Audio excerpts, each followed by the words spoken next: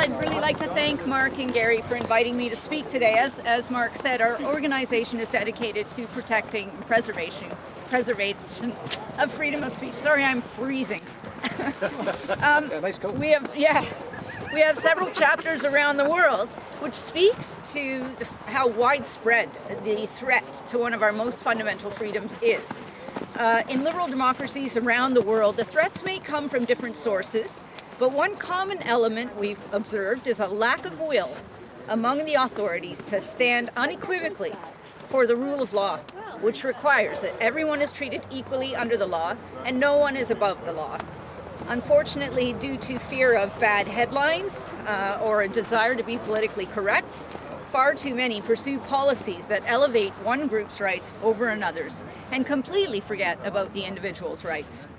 We're aware of the many times those on one side of the issue in the dispute here in Caledonia had events shut down as authorities insisted on viewing the expression of their views as a provocation, regardless of whether or not they had merit.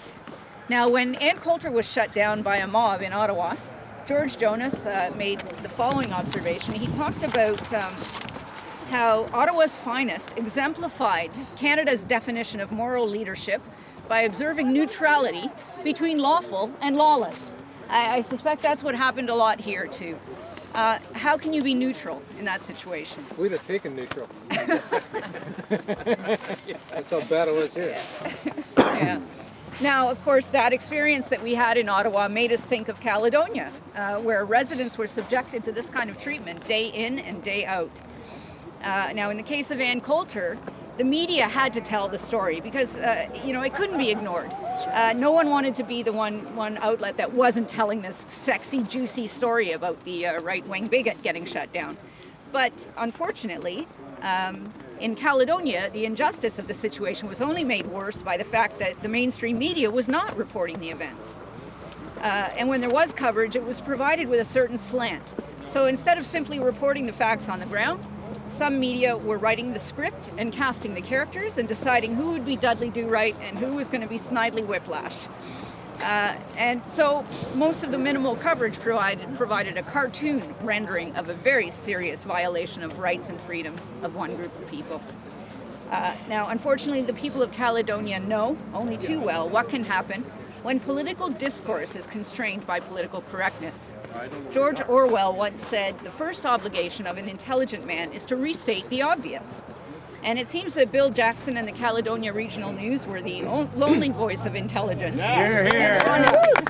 Bill Jackson! So until the release of Christy Blatchford's book, which finally brought the whole story to a larger audience. Now, for her efforts, those same enemies of freedom attempted to shut her down. What these people don't understand is, and the reason they have to be stopped, is that government is not the provider of our liberties. Those are inalienable rights that we have. The government is supposed to protect our liberties, and clearly they haven't been doing that. Now, and people all across Canada need to know this. There are certain fundamentals about justice in the West that everyone, legal expert or not, commonly understands.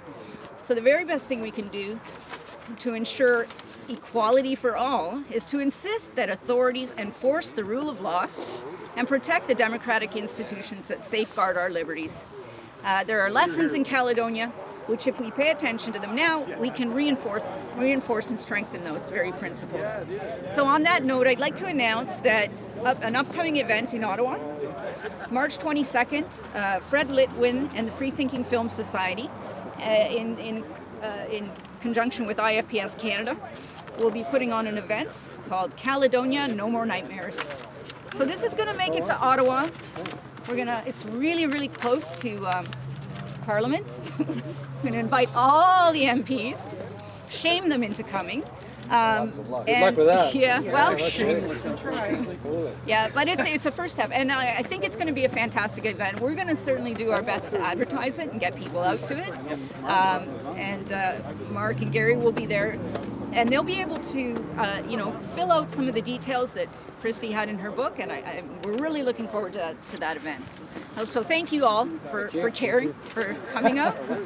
Thank you. Thank you.